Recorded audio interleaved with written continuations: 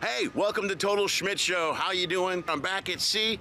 Here's what you're going to get from this show. It's kind of like quarantine comedy, except I'm not going to be home. Actually, it's kind of like quarantine comedy and a combination of all the stuff I've done online over the last year or so. There's sketch stuff, live stuff, stand-up stuff, travel stuff, and of course, conversations with others who do the same things that I do on a daily basis. That's it. That's the whole show. And I'm going to record it all and put it on the intraweb. Sometimes. Usually late. Always late. Maybe. I don't know. And weekly? Nah, maybe. Sort of. Could be. Either way, sit back. I hope you enjoy whatever the hell it is I put together for this week on Total Schmidt Show.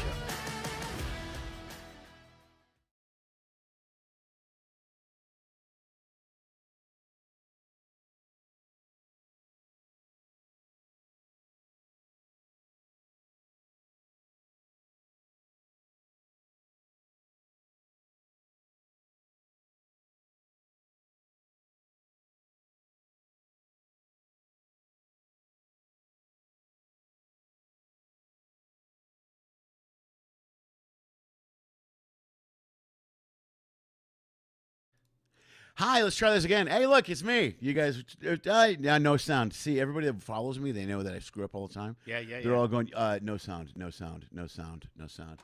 Okay, sound is fixed. Hi, welcome to Total Schmidt Show. Sorry, that's going to be awkward. It's live. Who cares? Anyway, it's Tuesday night, 6 o'clock. You know the deal. I talk to entertainers all over the world, mostly a lot of comics.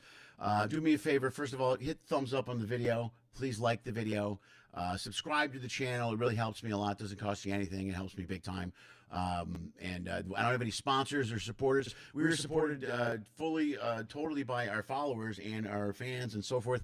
And they do that by donating. You'll have a ticker throughout the show. You'll be able to see it in a matter of minutes. Hold on, wait a second, bam. There it goes. It's right above me. There you go. There's a ticker right there. If you want to donate, you want to support the show, please go to PAYIFUCAN.com. There's all kinds of ways you can support my content, my shows, and all that stuff.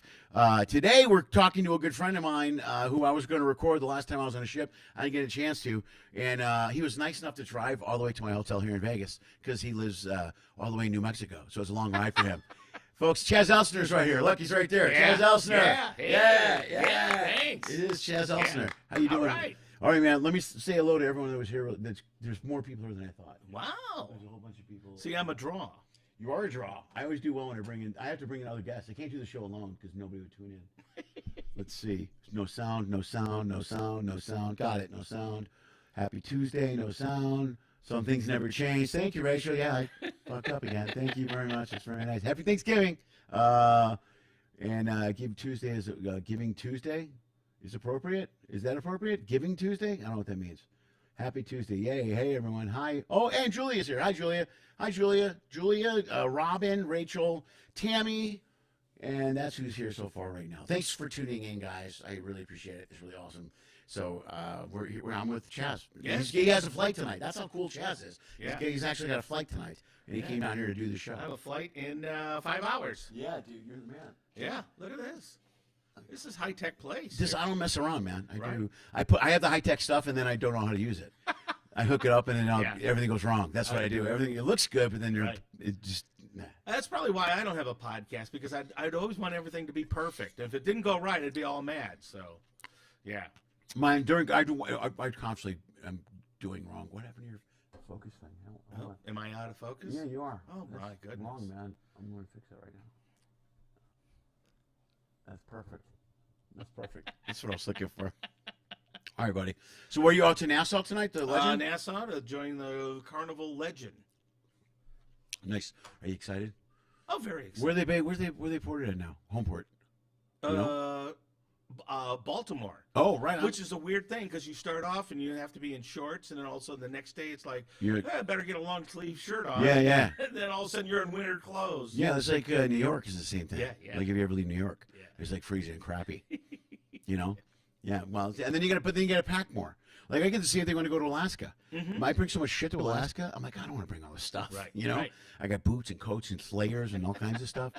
It's supposed to be cool. Alaska's weird because the sun will be out and you're sweating, and as soon as like a cloud comes over, now it's freezing. Yeah, right. It's like, and it's instantly. You're like, yeah, what happened? Yeah, I've done that where I've been on a hike and take off my sweater Yeah. And then I have to put it back on. Oh, go, go, go, go, go, go, go, go, go. It's too cold. It's too cold. So, how do you like living in Vegas, bro? I absolutely love it. So I've been here for 8 years, and the original idea was it was just a wonderful, cheap place to live. But all of a sudden now we've got a hockey team, a football team. Yeah. All of a sudden, this is becoming like a regular town where they're wanting the real money. Yeah. Yeah, I know. I've looked at property here. Yes. I thought about moving here before.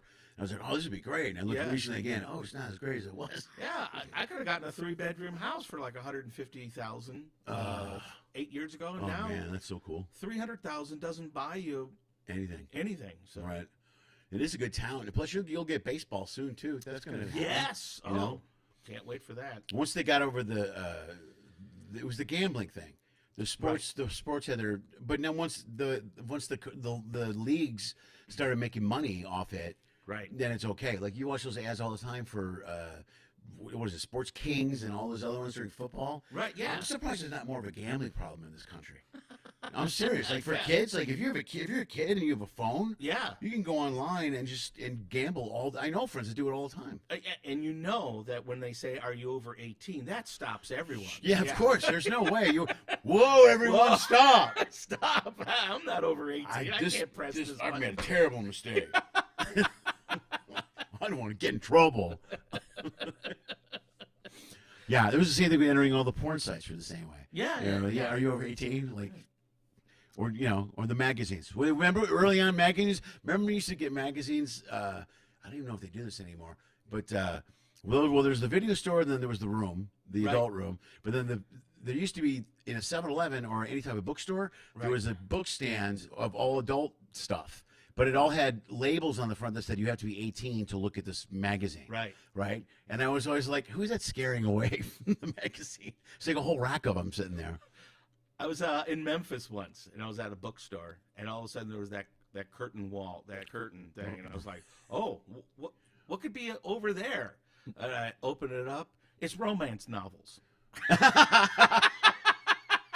I went, yep, wow. I'm in Memphis. Yeah, that's Memphis, all right. Sir, can I ID you, please, to go look at the romance novels? No, I'm good, actually. I'm good. I'll go the other way. Well, dude, the first time I worked with you was Zany's back in the 90s, yes. I want to say. Yes. When you were still doing the flip. Okay, that would have been like 92, 93. Yeah, you were doing a flip on stage. Yeah. Those started getting lower and lower and lower. Pretty soon. Yeah. Because, you have to be flexible. That's really the key. Yeah, I would think so. As you get older, all of a sudden your flexibility goes away. And, it's still strong enough, but. Yeah. Yeah. Plus, I think, Yeah, I don't know. I would pay money to see you do a flip now.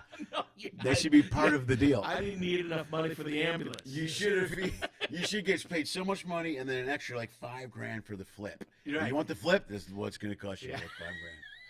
An extra $500 if I wanted to say dynamite. Yeah. I'm not even the guy, but I'll do it.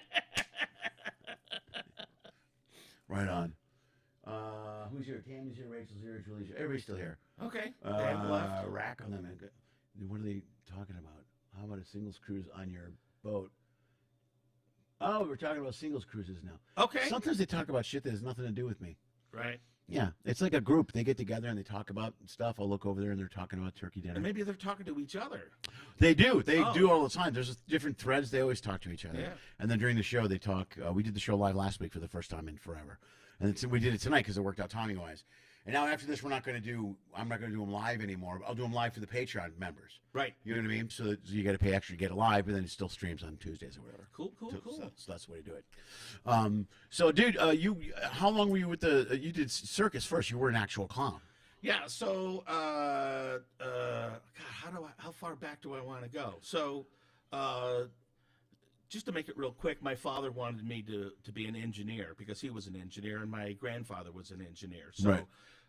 I was going to be an engineer. And then so I took he wanted me to take extra classes so I could learn how to, Engineer?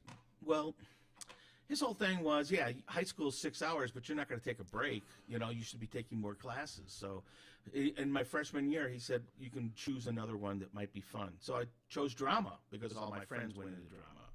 and it just turned out that I had a knack in it, and I became a mime back when mime was respectable. It started becoming a joke like in the 70s at some points. Right. That's all of a sudden I went, wow, I did all that training and now it's a big joke. No, it's a joke. Put all this work into it. I'm like really good at this, and no one cares. So my drama coach said, hey, you need to learn how to audition. So audition for anything, just because you need to go learn. Right. So the first audition was Ringling Brothers was going to have tryouts. Okay, I'll take the day off from school. I'll do that. And I just did mime. Right. And they were like, oh, we want you. And I said, well, I have to finish high school first. So I waited. And then when I got out of high school, they said, okay, well, the school doesn't start till September. In the meantime, I had been doing gymnastics. I always say I was a gymnast about 80 pounds ago. And so I said, well, I'm not going to hang around, my house for a whole summer. I'm going to go do something. So Right. I just jumped in my car in the first circus. There was an acrobatic family. They wanted to take me. I worked with them. It was a teeter board. That's where they jump on one side of the board and the person goes flying in the air. And then I would catch them on my shoulders. And so I did that. Then Ringling Brothers called. I went to Ringling Brothers Clown College. After graduation, they offered me a contract to be a year on the road as a clown. During that year, we were in New York, and I saw my first stand-up comic at the Improv. It was a very tiny place back then. In New York? In New York. The small one, right, yeah. Yeah, like maybe held 80 people or something. Right. And I fell in love with that. And so I had another 6 months of my contract, and all I did was write. And then my parents had sold their company in Chicago. They moved to Hawaii. They said, we bought a fixer-upper. You want to come and fix it for us? And, of course, I thought I was going to be working with my dad, but no, it was me. I was going to do all the fixing. Oh, I see what we're doing. Yeah, I see what we're doing. Yeah, okay, we're in Hawaii. Welcome to Hawaii. Here's a hammer. So there just happened to be a comedy club back then. So I was like, oh, okay, let me try that. So that's what I did. And then all of a sudden I decided, well, let's go back to Chicago and find out what this was. Now, this was before the internet, so I really didn't know where to go, but I had friends tell me there's like only 6 cities back then that were doing stand-up comedy, and that was New York, Boston, Right. Chicago, Detroit, San Francisco, and L.A. I go, well, let's go to a place where I could just fail a lot, and it wouldn't, because first impressions, Right. Let's go to a place where I could just do all the wrong stuff and be with friends. So that's why I did Chicago. And then, I kept on doing that. And I told my father, okay, well, here's the deal. 4 years. If I'm not making a living with stand-up comedy in 4 years, then I will go become You'll an engineer. be an engineer. I'll be an engineer. That's what I'll do. And boy, it was like after 15 months of doing that, I went, I cannot figure out how to do this. What, doing stand-up? Yeah, well, because back then it was all showcase. There weren't comedy clubs back then. Right. It was all 5-minute, 10-minute sets. Right. And then you had to be at the right place at the right time, and they said, oh, you want to open for my band, or there's a strip club that you want to go work at. And those were like the only options that I could think of. Right. So I was about ready to quit. In fact, I was going to quit, and I just said, okay, I'm secretly, I've told myself, just go to the club on that Saturday night, have a fun time. I'm going to call my dad the next day on Sunday morning and tell him, okay, I'm an engineer. I'm an engineer. Right. And just so happens that George Carlin was playing down the street. After his show, he came to the club to watch stand-up comics, which, from what I heard, that's what he does a lot. And then, without me telling anyone that I was going to quit, he came up to me, and the first words out of his mouth was, don't ever quit. Oh, no way, really? Yeah. And I'm like, wow. Dude, that's huge. yeah, so because he said that, I had a whole career of sleeping in my car. Thanks a lot, George. Thanks a lot, George. Every time I had to sleep at a truck stop, George, I could be an engineer. Dude, that's a great moment, though. Yeah, that's it was really cool. Yeah. It's a total fate thing, too. Serendipitous, you know? Yeah. So then, then all of a sudden it was, so that was like 81. And then around 82, that guy I can't remember who started, but he started a club in Atlanta, Georgia, the Punchliner. Okay. Or was it the Punchline? Yeah, it was the Punchline. The Punchline. Yeah. And Connor was the Punchliner. I remember his was hugely successful. And that's when Time Magazine wrote an article, or was it Newsweek? It was one of those. And they had said that he was making $1 million in revenue a year. Well, when that article came out, comedy clubs started popping up all across the country. Of course. And what I would always do was I would have a VHS tape made of a really good set that I had, and you'd mail that. Right. And you could mail it to them, but to get them to watch it, holy smokes! Yeah, so right. I just had this idea of, I just bought a VW Rabbit diesel. It got 40 miles per gallon. So I would just hop in my car and go to all the comedy clubs because they loved guest sets back then. Right. So I would just go from one comedy club to the other doing a guest set, and then they would go, "We love you." I go, "I have my calendar when we want a booking." Right. And pretty soon, I had like 6 months worth of bookings, and I was like, "Yes." So I quit my day job and started doing comedy. And nice. Well, back then you could also do a guest set. You could walk into any comedy club and which becomes difficult with these kids. They go, "How do you get started?" And I go, "Today? Yeah. I don't know." Yeah. Well, you do. I always tell you they got to do. Well, they got to do open mics. There's still open mics in the bigger cities. Yeah. And some smaller places have open mics. So I always tell people, it's the advice I got when I was young that no one understands. Mm-hmm. You got to keep doing it. You got to get on stage. You got to keep writing. You got to keep doing it. Right. But what else though? And there's nothing else. That's it. Until you keep doing it, and then you find every stage. You get on any stage, and I did everything from car shows to, every stage I was on. Right. So you find a place to do them, and then do comedy competitions. And the thing with kids, what amazes me, especially young comics today, is like I'll watch these even showcase sets, and or I'll notice more when I'm on the road doing a club. Comics don't sit around, hang around, and watch comics much. Oh, right. Yes. You know what I mean? Even in a showcase set, like they'll watch their friend and then bail. But I used to watch a lot of comics. I used to watch a lot of people just to see what they were doing and to see, I'd pick up little things I see them make mistakes. You know what I mean? I learned from other comics. And I especially learned from headliners when they came into town. Right. And I was opening because you watch them and you just look the way they handle a crowd was a good way to, you know what I mean? You're like, that's a good way. I should have done that instead of. I even tell young comics, I go, my comedy might not be your cup of tea, but you should be watching me. Go, yeah. Do you see how he did that to get there, to do that? And right. That heckler, that was a trick. He did a trick there. Yeah. That's where people go, was he a plant? Well, that's when no, but I'm just really good at this. I've been doing it 30 plus years or whatever. Right. But you're right. And I think it's even more valuable to watch someone that you're not into with their comedy, because then you can understand structure a little bit more. Right. You focus more on structure. You know what I mean? Like whether or not there's a lot of comics I don't think are funny and don't like. And then there's a bunch of comics I think that are really funny, but I'll watch all comics just to get structure and see what they're doing. Because you'll know what they're doing. Like, oh, that's a triple. Oh, I see what he did. He pulled, you know what I mean? Right. But you don't, unless you watch, you don't learn that stuff. Right. It's any other craft. Yeah, and you learn all these little tricks, and they're in your bag, and they're ready to go. And an example of that is I was performing at a casino, and the whole power went out in the entire casino. And immediately, I put the mic stand to the side, and I said, "Oh, we're not stopping this show." And I'm yelling this.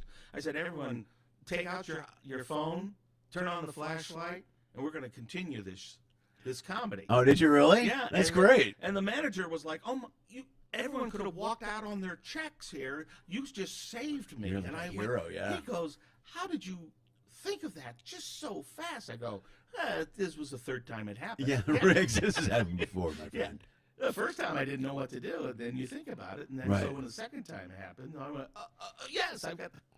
Third time, you're like, "Bing!" Yeah, then it's just like you know exactly which. It's even better you have a couple options. Right. You So know? people, they say, how do you handle hecklers? Well, you do your best till all of a sudden you go, bing, okay, I know what to do. Right. Yep. Yeah, that's it. You walk your way through it. I always try to be like, I'll try to stay away from stock lines. I used to do those a lot when I was younger. Right. But I just try to create stuff on the spot. It's just more fun for me, and it's actually easier. You know what I mean? Plus, once you've been doing it long enough, you know how to steer a heckler into a different situation. Right. You know what I mean? They think they're being clever and they think they're being funny, but a lot of times you know exactly what you're doing with them. Right. You know what I mean? Like the first time I played New York, I had a really hard set.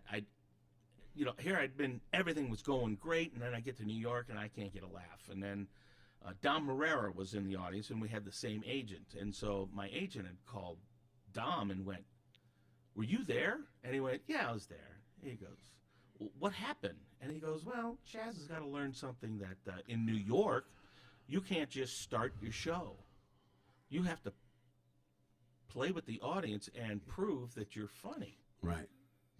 And so ever since I did that, I was like, oh, okay, now on the road, what I will do is I will start improvising with the audience. I will not start my show. Right. And then the next time I went into New York, bing, I had it, So Right. that's why I always say, yeah, it's a lot of mistakes. And there's no handbook saying, hey, if this happens, you're going to do this. Yeah, you can't go online too and find a user manual. You know what I mean? A manual or something. Right. Yeah, it's just all figuring it out. Right. Experience. Yeah, exactly. Yeah, well, maybe, you know what? Plus, also with the young kids today, they just do a 2-minute video on the internet, and they get a bunch of followers, and they think that's it. Yeah. I should be headlining or whatever, or I should be when do I go on the road? Yeah, okay, take it easy, Mr. 2 minutes. Yeah. You know, maybe you need a little more time than that. Yeah. So the training ground has changed. You know what I mean? Like when we started out, like you started before me, but it was pretty much the same vibe. You hung around the club all night. Yeah. You hung around the club all night, did spots. Right. And then you got lucky, like at the Comedy Store, you could do a couple of spots. Right. You know, and then you go to another room, you wait and try to get on, and you just hang out. So it was a lot of hanging out, networking, talking to people, doing the shows, So you were hands-on all the time learning back then. Right. Now guys are on their phone, they're TikToking, they're doing whatever, and it's a whole different, it's a whole different vibe. Yeah. It's different. I'm going to move this light. Whoop. Oh, good. I just poured my water everywhere. Oh, boy. Oh, boy. There goes my ice. Yeah.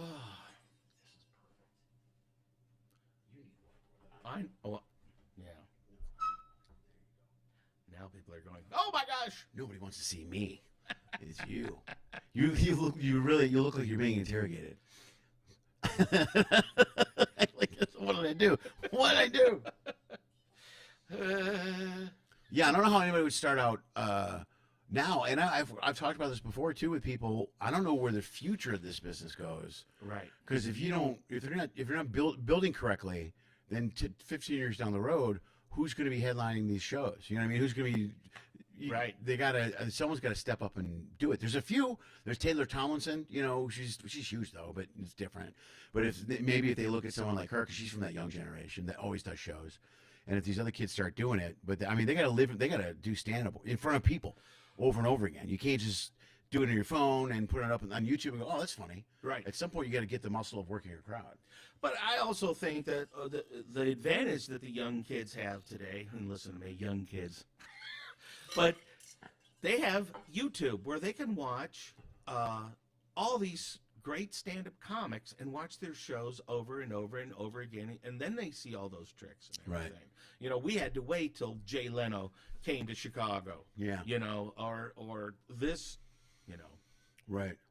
Well, they should watch too. Don't just watch specials. They should watch any type of live footage of somebody working a room, because most specials are guys not really working the room. You know what I mean? Right. Yeah. Most specials have already been clean, polished, and all that stuff.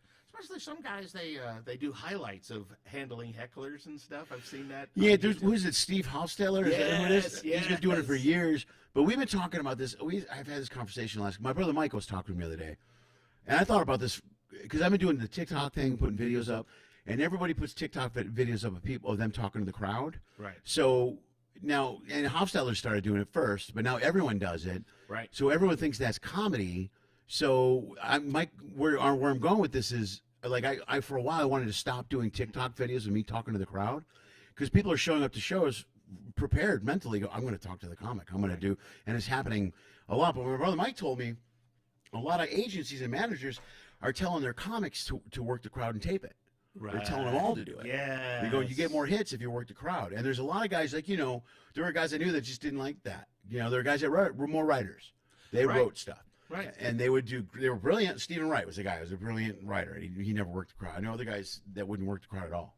Right. But now if you're a good writer, getting that exposure is even harder now because it's got to be this interactive thing with the crowd. Stephen Wright had said that the reason why he talked so softly is that in Boston he had found out that no one wants to heckle you if you're just going to be like this. Oh, really? Yeah. That's interesting. That cut people off. So if you got louder, they got louder. So if you Right. got softer, then they shut up. Well, Franklin Ajaya uses a similar thing. Like I saw him I've always loved him. I love his stand-up. But I saw him at the Improv one night. And I mean, I was a big fan of his for years. I really, and the room was rowdy and people were crazy. And he went up and he was Franklin. He's not. He's very slow. Right. And dude, the room just came right down to him. And he destroyed, got a standing ovation, 15 minutes, walked out. But he's a pro. He's been doing it 40 years. Yeah. But he knew how to talk to the audience. He's not going to yell over the people. He's not going to foul the energy before him. He went up and just made the stage his own. It was impressive. Yeah. I think if I remember his joke correctly, there's a fine line between funny and fuck you. That's good. I like that. That sounds like him. Yeah. Yeah. He wrote a book. He wrote Comedy Insights. Did you ever read that? No. He used to teach comedy at USC, and he interviewed like 25 different comics and people in the comedy industry about their process. And it was everybody from Sinbad to Jerry Seinfeld to Lane Boozler to people way back. But it was amazing to me, and George Carlin, and Carlin kept everything he ever wrote down, ever. And Right. filed, and for years it was pieces of paper, then it became a file box, and his daughter made it computerized. But Lane Boozler would do a set and then just dump it and go on and do another one. And so they wouldn't log or keep their material. And it always blew me away. I was like, how do you do that? Sinbad was the same guy. We do a whole show, and then I just create another show. Yeah. Like, you don't keep it or anything? You don't nothing? You don't bring it back for the best of? Yeah, come on. You're not doing a cruise gig for 4 hours of material? Don't you need that line from 74? But I was just amazed. Everybody's got their own process. I mean, everybody's got their own process, but it was interesting, you know? It is. My process is always like I will, and here's the problem, because I think like an engineer, and the problem is that I will go on stage with a problem that I think everyone has the same problem, and then I used to write out a joke, and then no one would get it. So now I'll go on stage and just say the premise, just to see if people are with me. Right. Oh, okay. Oh, good. Good. God, I'm sorry. I'm going back to the board. Julia's watches the show. She's a friend of mine. She's a matchmaker. She wants to know if you're single. We were just talking about this. Yes, I am single. You're single because she's got some lady that would be interested in you. Well, do they live in Las Vegas? I don't know, Julia. Do they live in Las Vegas? You'd have to answer that question. She's in Orange County, so she handles people from all over the place. All right. I guess we're going to find out. She's a matchmaker, so is this a service? Is this a... I don't know. I don't know what she's offering exactly. I don't know if she's offering or trying to drum up business right now. Right. I guess we're going to find out. She's going to message us in a second or make a comment. Okay. So, okay. Guess we'll find out. They have to love laughing. That's... Yeah, they have to love... That's good. Love laughing is good. And not try to be funny. That's the problem I'm having. The last two girls I dated. Yeah. This one girl, she's very sweet, but she's like, hey, everybody says I should do stand up. And I'm like, oh, I don't know if we should go out. I don't know. Because my line is only one crazy person in this relationship. Yeah, relationship. only one. That's the good one after that. Only one completely crazy, unstable person. Tammy says she likes laughing and long periods all alone. I think Tammy might be drinking wine tonight. Oh, okay. I don't know. We'll find out. Maybe She's not the Tammy's trying matchmaker. to match me with her. No, Tammy's married to Vince. Okay. Who's not here now. All right. I don't know where he's at, but Julia is the matchmaker. So. Oh, Julia. Julia is the matchmaker. Her screen name is Matched by Julia. Okay. So I've known her for quite some time. Okay. So we'll see what she says. Perfect. Now during COVID, what'd you do during COVID, man? We talked about this a little bit, man. You built shit, didn't you? Build shit? Yeah. So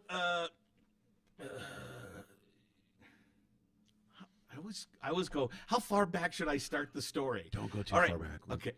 So I was dating this lady, and she had a friend, and her friend happened to be in charge of all the H&R Block offices here in Las Vegas, which is 50 offices. And so when I was dating this lady, I went over to her place, and her landlord just did not keep anything up. So one day I had it, and I brought all my tools, and I fixed everything in her place. And then she tells her girlfriend, and her girlfriend called me up and said, "Hey, do you want a job? Because I need a maintenance guy at H&R Block." And I go, "Well, I'm actually a cruise ship comedian." Well, what did you say? And so That's going to score you points with her? Is that? yes, I don't know if you know this. yes, but I am too busy. And then about 3 months later, COVID started. And when all of a sudden the cruise ship said, we're going to take a 2-week break, and all of a sudden it was a 2-month, and then all of a sudden a 6-month, I called her up and I went, "Is that job still available?" Hey, I know what I said before about being a cruise ship comedian. So it's really fun. I mean, I love fixing things. I love walking back into an office that I haven't been in a while and go, "Hey, I fixed that. I did that. Look at that. Hey, that's still running right." Yeah. Are you that guy? You stand by the desk. How's that chair doing? How's that chair working? It's pretty sturdy, isn't it? Sturdy? Yeah, that was me. You're welcome. Yeah. You're welcome. You know, that chair used to squeak. It doesn't squeak anymore. It doesn't squeak anymore. Give it a shot. Roll around. Roll around the office a little bit. I rolled it around the block to make sure that it wasn't squeaking anymore, by the way. So you're good. Yeah. I know, you're welcome. So yeah, and so here's the thing, and then the cruise ship started up again, and so I, told my boss, I don't need this job anymore, and you probably can't put up with me because I'm going to be so busy. And so she tried looking for other people to do what I did, and she called me and go, "I'll work around your schedule." Wow. Yeah, so I'm home for 3 days, and I'll give her 2. And in fact, I worked an 8-hour day yesterday. Oh, really? Yeah. That's cool. Then when you're in town, that's perfect. Yeah. That works out great. I used to work at a barbecue place in Venice. We had the same setup. Yeah. Because I was with them for a while, and then I started the ship gig, and they were like, "You can do whatever, as long as you cover your hours or whatever. Right. You can, whatever hours you want to work, just don't leave us hanging." Right. I go, "Okay." And I would, if I was gone for like a week or two, I just wouldn't work for a week or two. Right. And they come back, and I'd work for a week or two. It worked out great. I worked there forever. My daughter works there now. Oh. Or did. She Yeah. burned down a couple months ago. So the place did. Yeah, not my daughter. My daughter's Your fine. daughter- She's fine. She set up. Yeah, she burned down. It's been a rough day. Thanksgiving was tough at the house. But yeah, the one thing that's going for me is a work ethic that But that nobody seems to have anymore. Right. Many people don't have anymore. Right. Right. But sometimes we have to move an office, Right. because it's all going to get refurbished and everything. And, I rent the truck. I get there right on time, and I just start grabbing stuff and loading up on the truck. And, my whole thing is people are like, "Oh, you need to slow down because, I got gray hair, so they think I'm really, really old. So, hey, slow down, old man." I'm like, no, let's get this done. I want to go home. Yeah, let's go. Let's get it over with. Yeah, I don't but want to hang you're out paying- here all day. You're paying by the hour. I go, no, right now this is a fun job, so I'm just going to do the fun and go home.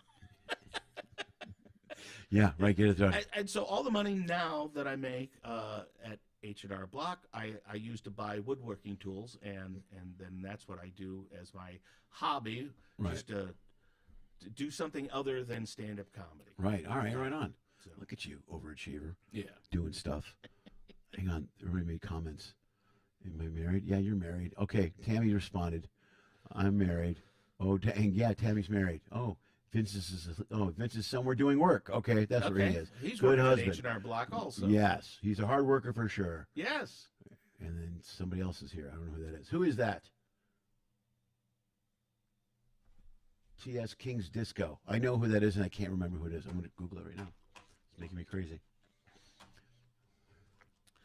Okay. All right. But it also gives me appreciation for people who actually do this hard labor for an actual living, because when I'm doing it. I'm go, go, go, go, go. And then I get in the car and I drive home. And as soon as I try to open up the door to get out of the car, I'm like, oh, oh God. During COVID, I got the bright idea to help people move. I thought that's how I was going to make money. I mean, you know, I can help people move. I used to move. I was a mover for years. I did it, you know, when I was 22. So I go and helped a buddy move, first of all.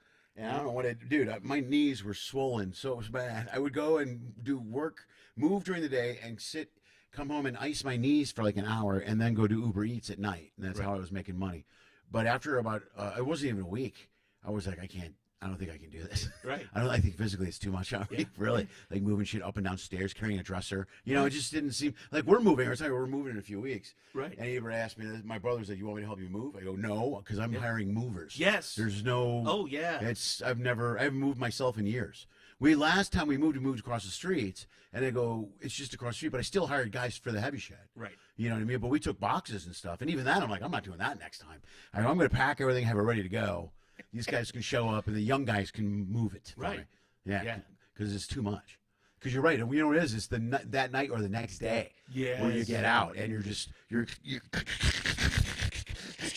you know, your body's like kindling as you're walking to this, trying to get a cup of coffee. I just need to be all right with a cup.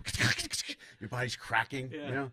So what a lot of times people say, oh my goodness, you fly here, then you do this, and then you fly there, you do that. How does your body take it? I go, wait a minute. I've been doing this moving of offices. Yeah, that's hard. That's hard. That's when you get on the road, you go, stand-up comedy. You can sit in this chair for 8 hours. It's great. I don't have to build nothing. Right. Oh, it is Trishy. Hey, Trisha, how are you? I'm sorry. Oh, she called me dork. Thank you, Trisha. I really. You know Trisha Kelly? No, I don't. She is a singer, performer, soloist. Does fun, real voices. And does a great stage show. I worked with her on the Princess Show. I worked with her on a couple of shows. Terrific. And hi, Trisha. Sorry, I didn't know that was you. Okay, she's all mad at me. Okay, I can't remember these YouTube names, but she's phenomenal. She's great. I was gonna have her on the show, but she chickened out. Oh, she was afraid of the show. What? She actually had notes to do the show, and then something. You know what happened? We were on a ship. We were on the Princess ship, and there was something going on. You know, downstairs or next door where they were working on something. Mm-hmm. In fact, they woke us up at 7 in the morning, and we all got up right away, and we're like, what the and the noise never went away. But it went away in the afternoon, so I was able to record a show. She came in to sit down. They started working again, and she's like, oh, I guess we can't do the show. And she skipped out. Hi, Trish. Oh, good. Are you home? Good for you. No. She's home. She lives in the Tampa area. So she tuned in. Good. So there we go. No word from Julia yet on your match. I don't know what happened there. My friends are harmless. Everybody's harmless. The grinding? Oh, the grinding. He taped the grind. One of the guys, they were grinding something next door on the ship, and one of the other, Todd Adamson, who did do the show, who wasn't chicken, by the way, Trisha, did the show and recorded it in the morning because I was going on all morning, dude. Right. So he went to the head of entertainment. He goes, "There's a noise. They're doing something next door. What is it?" He just held up his phone. He was like 6 hours. 6 hours. This has been going on. She's like, "Oh my God, they shouldn't be doing this." I'm aware of that. He's like, "Okay, I just thought you wanted to hear it." She's like, "Okay, that's good enough." And then he's like, "Imagine listening to me for 6 hours." It was brutal. It kicked in around 7, and then so much I got up at like 8:30. I'm like, "This is ridiculous." Right. You try to sleep. So there you go. So the 2 and 2 thing works perfect for you then. If you do like a couple weeks on a ship and then you're home because then you can work in Vegas. Right. That's a really awesome balance. Yeah. You know, I want to stay busy. You know. Yeah.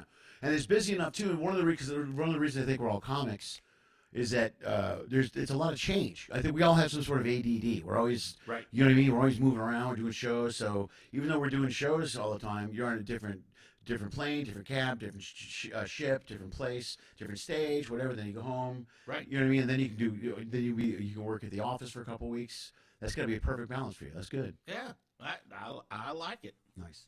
Excellent. So. You got albums out or anything? Content? No. But everything I have is Chaz Comedy, and Chaz is with an S. And comedy, one word, Chaz Comedy. So Facebook is Chaz Comedy. Okay. Instagram, Chaz Comedy. Twitter, Chaz Comedy. And my website is chazcomedy.com. Okay, look at that. You got them all. That's a lucky move. Yeah. That's awesome. All right, man. We're gonna let's wrap this up. What do you think? We're good? Sure. Trisha, I don't know. Grinding. That was not chicken. I don't know. I have no idea what you guys are talking about. Oh, fate stepped in. Oh, I got it now. All right, it's an old joke from the ship. All right, we're gonna go. This is a great show. Thanks for tuning in live. Also, if you are watching the show, this is the last. This is the last live. This is going to be the last. Hold on, chaos. This is going to be the last live quarantine show, or not quarantine. Lenny Total Schmidt Show, unless you're a Patreon member. So the show will always stream at 6 o'clock on Tuesday, like it always has. But I'm going to start recording the show live with Patreon members in cahoots and watching the show. Thanks, guys. Thank you also. Everyone says thanks, Chaz. Thanks, Chaz. Thanks, Chaz. So if you want to follow the show and watch the show live and interact and talk back and forth like we did here a little bit here with Julia, who offered up some women and then left, you can do that. I don't know why. But feel free to join the Patreon page. Go to Patreon and search for Lenny Schmidt Comedy on Patreon. You join that, and you'll get a link every week to see the show live, or every time I go live. Everything I stream live will be done through the Patreon page. That's it. We're out of here. Thank you so much. Guys, take care. Drive safe. And I'll see you soon. Hey, welcome to Total Schmidt Show. How you doing?